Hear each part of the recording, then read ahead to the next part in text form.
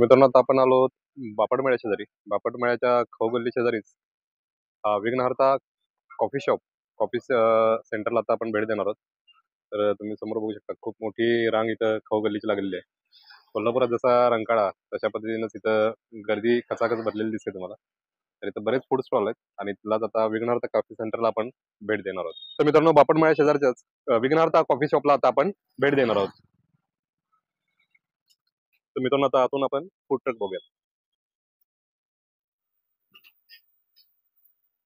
आता आपण food truck मध्ये एंट्री केली आहे आणि दादा आपल्याला फूड ट्रक बद्दल माहिती सांगतील. कुठं कुठं काय काय सेटअप बसवलाय ते. दादा जरा सांगा सगळ्यांना काय काय कसं बसवलं सेटअप. ओव्हन बसवलेला आहे इथे. जो सध्या बघायला गेलं तर जे डॉमिनोजला वगैरे बाहेरला ओव्हन वापरतात त्या पद्धतीचा चांगल्यातला ओव्हन बसवलेला आहे. ओके. तसेच इथे डीप फ्रीजर बसवलेला आहे. हम्म. हा इकडे छोटासा काउंटर घेतलेला आहे. ओके. त्या काउंटर सोबत इकडे पलीकडे मागे बघायला गेलं तर फ्रायर घेतलेला आहे. ओके. फ्रायर साठी म्हणजेच बर्गर टिक्की वगैरे फ्राईज स्प्रिंग पोटॅटो तळण्यासाठी. ओके. आणि इकडे बारके 2 शेगड्या घेतलेल्या आहेत. का 2 शेगड्या दिसतात 2 इथं? शेगड्या म्हणजे कशासाठी तर आपण हॉट कॉफी पण देतो. हा. तसेच मॅगी असते आपल्याकडे ओके ओके. वेगवेगळ्या प्रकारात. तर त्यासाठी हे सगळं हा सेटअप सगळं वापरलं सेटअप जातं. बसवलेला आहे. फ्रीज वगैरे कुठे ठेवलं? फ्रीज आहे इथे. ओके. हा डीप फ्रीजर आहे. रात्रभर चार्जिंग केल्यावर दिवसभर चालतो. ओके. तर मित्रांनो, सगळ्यात महत्त्वाचं म्हणजे इथं पाठीमागे जर तुम्ही बघत असाल तर गणपती बाप्पासाठी आणि महाराजांसाठी खूप छान देवळी केलेली आहे आणि खूप आवडली मला ही जागा. महाराजांसाठी खूप छान जागा केली आहे. तर दादा आपल्याला काय काय तयार होतं आपल्याकडे जरा सांगा. आपल्याकडे सगळ्यात बेस्ट म्हणजे आपल्याकडे लांबून लांबून येतात ते विघ्नहर्ता कुल्हड पिझ्झा हा आपला फेमसच आहे. हा. कुल्हड पिझ्झा पिझ्झा खाण्यासाठी आपल्याकडे येतात. हा. त्याचबरोबर स्प्रिंग पोटॅटो आहे. स्प्रिंग पोटॅटो हे आपलं कमीत कमी 7 ते 8 तास मऊ होत नाही. बर. बाकी जागी खायला गेला तर तुम्हाला स्प्रिंग पोटॅटो हे मऊ होतं. हम्म. आपलं एक 7 ते 8 तास हे क्रिस्पीनेसपणा राहतो. बर.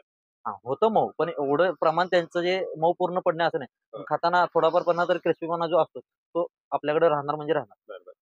तर आता आपल्याला सगळ्यात पहिला काय करून दाखवतं?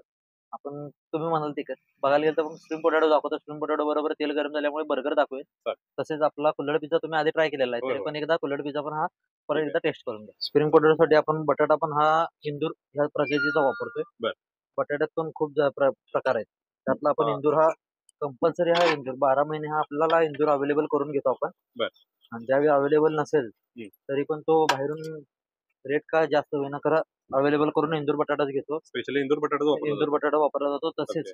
बघायला गेलं तर तेल हे सूर्यफूल तेलच वापरलं जातं. ओके. सूर्यफूल तेल हे वापरलं जातं आणि न चुकता हे आठवड्यातून पूर्ण फ्रेश म्हणजे प्रत्येक आठवड्याला पूर्णपणे नवीन तेल वापरलं जातं. इंदुरी बटाटा वापरण्याचं कारण काय? कारण इंदूर बटाटा वापरण्याचं कारण म्हणजे बघायला गेलं तर बाहेर बटाटा हा कधी कधी खाण्यात गोड लागतो. बर.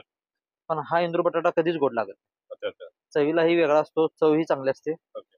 त्यामुळे स्प्रिंग पोटॅटोला जे प्रॉपर फ्लेवर यायला पाहिजे हम्म. तो मिळण्यास मदत होते. ओके. जरी आपण आता बघायला गेलं तर सगळ्यात जास्त चालणारा मेनू हा peri peri spring potato.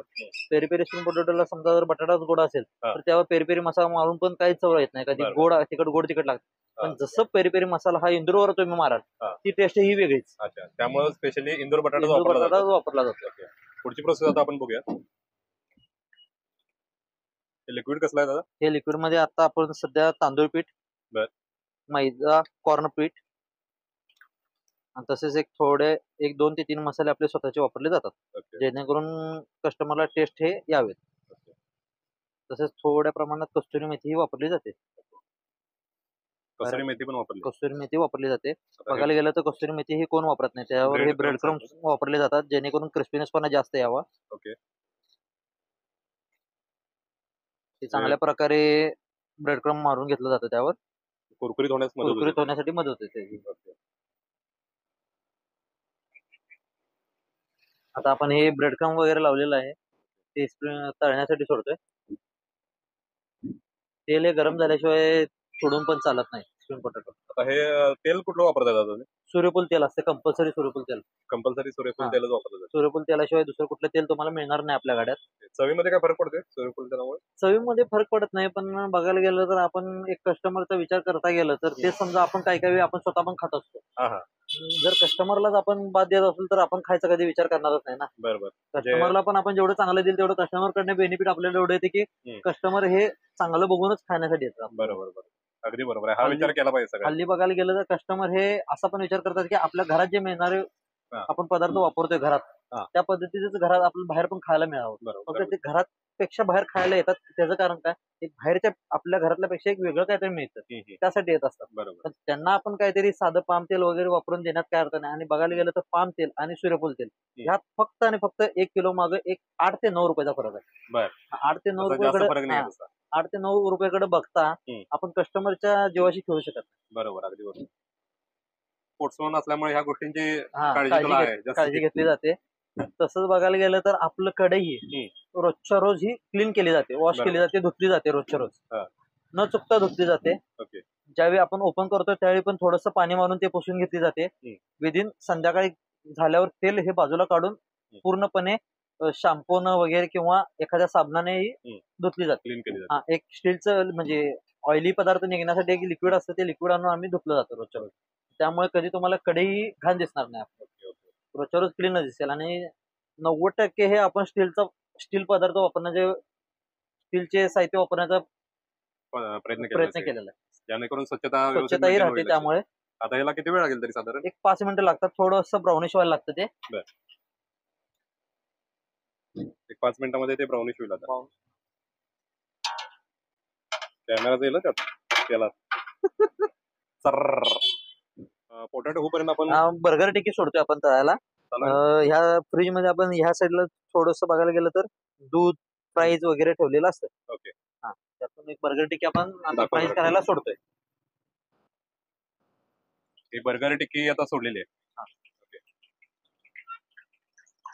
Burger टिक्कीची काय प्रोसेस आपण करतोय घरात की कसं काय? सध्या आपण प्रोसेस करत नाही. म्हणजे त्याचं कारण काय, तर आपला गाडा हा सकाळी 11 वाजल्यापासून चालू असतो.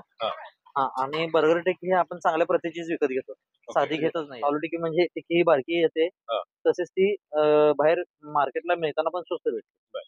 आणि ही टिक्की तसंच बघायला गेलं तर त्याच्यापेक्षा डबल रेट नाही. पण क्वालिटी ही जास्त आहे. आणि एकच कंपनीचं वापरल्यामुळे कस्टमरला पण क्वालिटी आहे ती मेंटेन राहते. स्प्रिंग पोटॅटो जवळपास आता बहुतेक तयार झालेलंच आहे. ओके. आता हे आपण तेलातून काढून घेतोय. ब्राऊन झाला व्यवस्थित ना? ब्राउनी झालेला आहे, क्रिस्पी तळ्यामुळे क्रिस्पी झालेला आहे. तर मित्रांनो हा आता स्प्रिंग पोटॅटो तयार झालाय आणि याची आता आपण पुढची प्रोसेस आता बघूया. ह्याच्यावर थोडस आपण पेरी पेरी फ्लेवर दाखवतोय. ओके. पेरी पेरी फ्लेवर मारतोय मसाला. ओके. लहान मुलं असतील तर त्यांच्यासाठी आपण खास करून चाट मसाल्याचं एक स्प्रिंग पोटॅटो ठेवलेला आहे. Chaat spring potato. हा जरा तिखट असेल ना? पेरी पेरी पेरी पेरी हा तिखट असतो. ओके. चाट स्प्रिंग पोटॅटो म्हणून लहान मुलांसाठी खास ठेवलेला आहे. Okay okay. थोडस मेयोनीज मारलं जाते. ओके. गार्निश साठी मेयोनीज वापरले. आपला स्प्रिंग पोटॅटो तयार आहे. आता तर हा स्प्रिंग पोटॅटो झाला, त्याचा रेट काय आता? हा peri peri masala spring potato, peri peri spring potato, masala spring potato हे 50 रुपये आहे. चीज स्प्रिंग पोटॅटो आहे आपल्याकडे, तंदुरी स्प्रिंग पोटॅटो आहे, परत लेमन चिली आहे. लेमन चिली हा 60 रुपयाला आहे. 60 रुपयाला. तर जेवढे होईल तेवढे आपण रिझनेबल रेट लावण्याचा प्रयत्न केलेला आहे. आता बघायला गेला तर सूर्यफूल तेलाचे रेट हे 150 रुपयाच्या आसपास आहे. तुम्हाला ह्या बाकीच्या पदार्थांना कस्टमर कसं, तरुण वर्ग जास्त असतो की काय, कसं नाही, रिस्पॉन्स कसा असतो? रिस्पॉन्स खूप चांगला आहे. जेवढे कस्टमर आजपर्यंत आपल्याकडे आलेत ते रिपीट येतात. आणि काही जण नवीन आले, कुठून हुडकून आले तर खाऊन गेले की त्या दिवशी जरी सांगायचं विसरले तर एक दुसऱ्या तिसऱ्या दिवशी येऊन सांगून जातात, दादा आम्हाला तुझी क्वालिटी आवडली. पार्सल जरी नेला असेल तरी येऊन सांगून जातात. बरोबर. की दादा तुझी क्वालिटी आवडली, आम्हाला एकाने सजेस्ट केलं होतं, ते त्यांचं खरं निघालं, त्यामुळे आम्ही परत तुझ्याकडेच येऊ, हे सांगून जातात. मित्रांनो, व्हिडिओच्या शेवटी पत्ता देतोय, तिथे येऊन सगळे पदार्थ नक्की टेस्ट करायला विसरू नका. सांगलीचा बापट माळा जो आहे त्याला लागूनच हा आपला स्टॉल असतो. तर ह्या फूड ट्रकवरती या आणि सगळे पदार्थ नक्की टेस्ट करा. आता हा आपला स्प्रिंग पोटॅटो तयार आहे. तर मित्रांनो, टिक्की बर्गरची टिक्की आता जवळपास तयार होत आली आणि बर्गरची आता पुढची प्रोसेस आता आपण बघूया. बर्गर टिक्की काढून घेतोय आपण तेलातून, चांगली फ्राय झालेली आहे. बटाटा सोडून आणि बरेच पदार्थ दिसतात त्यामध्ये. हो, आपण आलू टिक्की घेत नाहीये, हेच तुम्हाला सांगताना मगाशी सांगितलं की आलू टिक्की आपण वापरत नाहीये तेवढ्यासाठी. कारण वेगवेगळे पदार्थ आहेत त्यामध्ये. थोडे पदार्थ म्हणजे त्यात वटाणा वगैरे येतात. वटाणा असतो, चिली फ्लेक्स असतो, थोड्या प्रमाणात वटाणे असतात. परत आपले स्वीटकॉर्न असतं त्यात. स्वीटकॉर्न पण आहेत. ऍक्च्युली मिक्स व्हेज जी भाजी आपण म्हणतो त्या मिक्स व्हेज प्रकारातच ती टिक्की घेतली जाते. आपण सगळेच पदार्थ हा, मिळत असल्यामुळे हा, हेल्दी पण हा. थोडंसं होईल. आता हा बर्गर घेतलेला आहे. बर्गर साठी पण आपण पाव एकाकडून मागवून घेतो. बघायला बरं. गेलं तर बर्गर पाव हे आपल्याला रेग्युलर बेकरीत मिळतात. त्या तिळाचं प्रमाण कमी असतं. ओके. वरती पण जे हे आपण तीळ दिसते. तीळ दिसतं, पण हे जास्त प्रमाणात आपण घेतो त्यांच्याकडून मागून. ओके. तसेच त्यात दिसायला पण छान दिसतंय छान आणि दिसत. चवीमध्ये पण फरक पडत असेल. त्यामुळे फरक पडतो. हे हा आपण बेस काय? हा बेस तयार केलेला आहे. जेणेकरून आजकाल बर्गर खायचं म्हणलं तर एखाद्या कस्टमरला किंवा आपण पण खायचं म्हणलं की खाताना असं बाहेर पडतं. बरोबर. ते पडू नये ह्याचं काळजी घेत आपण बारीक चॉप केलेलं आहे सगळे. ओके. काय काय मग भाज्या त्यात त्यामध्ये? कांदा, शिमला, टोमॅटो, ओके. सगळ्याच भाज्या यामध्ये भाज्या दिसतात. त्या चॉप करून जेणेकरून लहान मुलंही खाल्ली पाहिजेत. लहान बरं. मुलांनाही कळलं नाही पाहिजे की आपण काय खातोय. हां, हां. आजकाल बघायला गेलं तर लहान मुलं ही खायला नाटकी करतात. बरोबर. म्हणजे भाज्या खात भाज्या नसतात. खायला नको मला, हेच नको, तेच नको. त्यामुळे सगळ्या पण भाज्या त्यामध्ये आहेत. ह्यातून खायचा प्रयत्न करतात आणि खातात. बर्गर टिकी तळून झालेली आहे. टिक्की आता तयार आहे. बोला की. हा. मग मी घेऊ आणि ह्यावर थोडस मेयोनीज मारलं जाते. तर हा बर्गर आता जवळपास बेस तयार आहे. टिक्की पण ठेवली आहे आणि हे मेयोनीज वरती लावलेलं आहे. आणि हे थोडं आपण आता थोडस गरम करण्यासाठी आज ओव्हनला ठेवतोय. ओके. ओव्हन मध्ये किती वेळ ठेवला तिथे? एक 2 ते 3 मिनिटं तेवढंच थोडस गरम होण्यासाठी.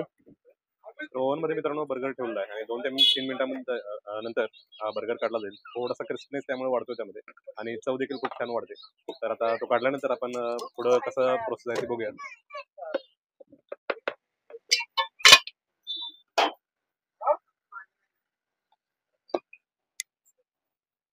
कोल्ड कॉपी केली आहे.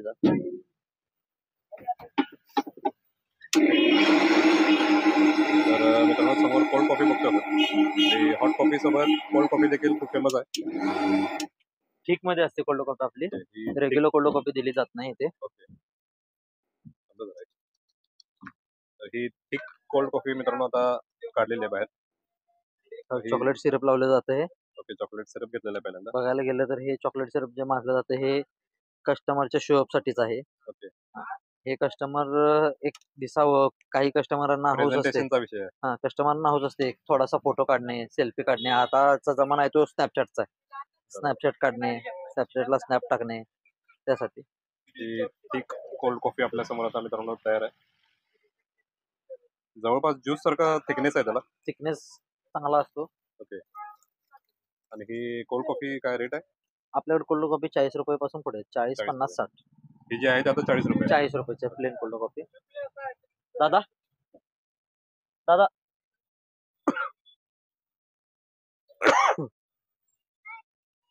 घे किती पोरांना पण दाखव.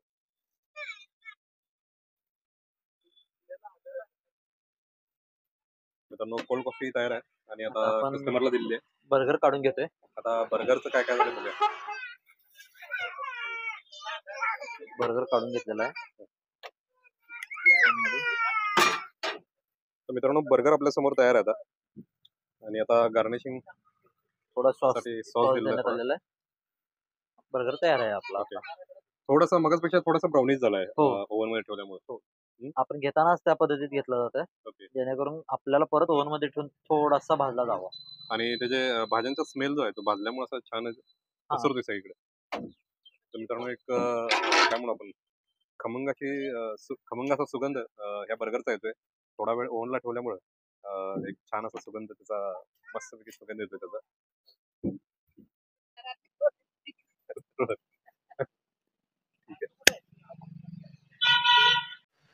तर नमस्कार दादा, तुमचं नाव सांगा. प्रमोद. ओके. राहणार कुठले? कोल्हापूर. बरं. स्टॉलवरती कधीपासून येतं? एक प्रत्येक महिन्याला आलो की येऊन जातो. आतापर्यंत 4 ते 5 वेळा येऊन गेलेलो. ओके. इथं आल्यानंतर काय घेणं प्रेफर करताय? मी त्यानंतर पहिला त्यांचा कुल्हड पिझ्झा चांगला असतो. बर. त्यानंतर बर्गर खाल्लेला टेस्ट केलेला आहे. हां. आणि कोल्ड कॉफी पण टेस्ट केली. ओके. जास्त करून काय आवडलं तुम्हाला इथं? आपल्याला कुल्हड पिझ्झा बऱ्यापैकी मी सांगलीत फिरलो. याच्यासारखं मला कुल्हड पिझ्झा कुठे मिळाला नाही. क्वालिटी सगळं चांगली. ओके. कोल्हापूरकरांना काय सांगाल आता गेल्यानंतर? नक्कीच सांगणार एकदा विजिट द्या म्हणून. ओके. थँक्यू.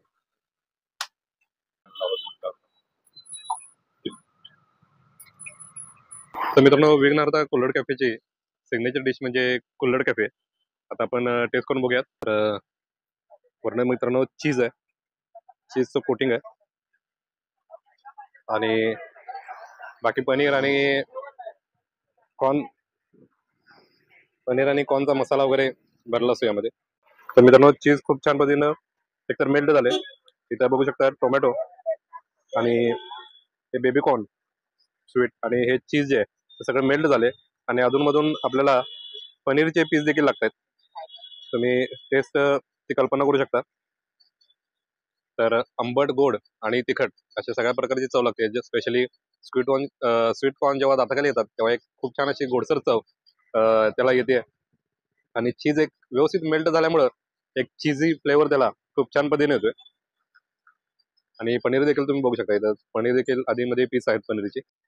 मित्रांनो जसं पिझ्झाला बेसला जे पदार्थ वापरले जातात तसेच सगळे पदार्थ इथं बघू शकता तुम्ही. चीज व्यवस्थित मेल्ट झालेलं आहे आणि कॉर्न देखील आहे. तर लहान मुलांना देखील स्पेशली खूप आवडतं त्या प्रकारचे पिझ्झा खायला.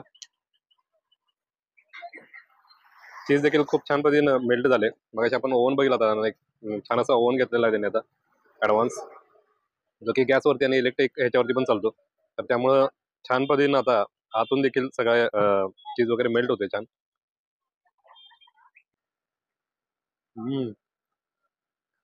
अमेझिंग. मित्रांनो जबरदस्त टेस्ट आहे. जसं मग अशी म्हणालो की कुल्हड पिझ्झा इथली सिग्नेचर डिश आहे.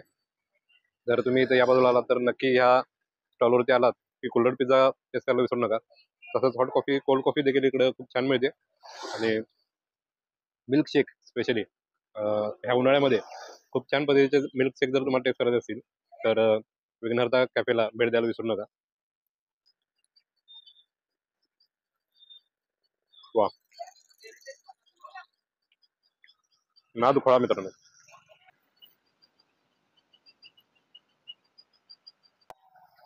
मित्रांनो इथला बर्गर देखील फेमस आहे. आता तो देखील आपण टेस्ट करून बघूया. तर मित्रांनो विघ्नहर्ता कॅफेवरती आता आपण आलो होतो. आता कुल्हड पिझ्झा आपण ट्राय केलाच आणि इथला फेमस बर्गर देखील आता आपण घेतलाय आणि तो देखील टेस्ट करून बघणार आहे. त्यातले इन्ग्रेडियंट्स तुम्हाला मित्रांनो दाखवलेच होते. तर मग अशी जशी बघितली आपण तशी फ्राय केलेली टिक्की, त्याच्यावर बेसवरती टिक्की ठेवली आणि हे मिओनिज असा सिंपल व्हेज बर्गर आता आपण टेस्ट करून बघूयात.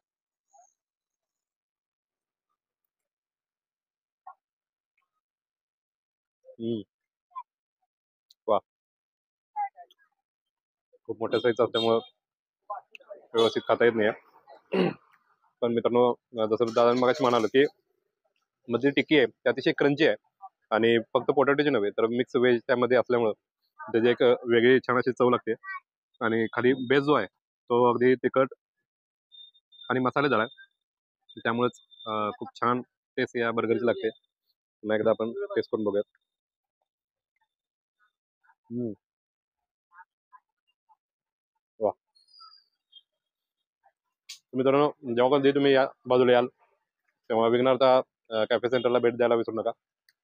उन्हाळ्याचे दिवस आहेत तर कोल्ड कॉफी आणि मिल्क शेक इथे खूप फेमस आहेत, ते देखील टेस्ट करा आणि बर्गर आणि कुल्हड कॅफे टेस्ट करायला विसरू नका. भेटूयात अशाच एका छान सुंदर व्हिडिओमध्ये. तोपर्यंत राम राम. महिना झाला असेल हा. म्हणजे मी इथेच राहिलाय. बर. मी ते सीए ची शिक्षण करतोय. हा. तर दुपारी मित्रांसोबत वगैरे मी असं नेहमी येत राहतो इथे. बर. काय घेता इथं आल्यानंतर काय आवडतं घ्यायला तुम्हाला? पिल्लड कुच्चा. काय पिल्लड पिझ्झा? सॉरी कोण सॉरी. पोरगी दिली का असं बोलल्यावर?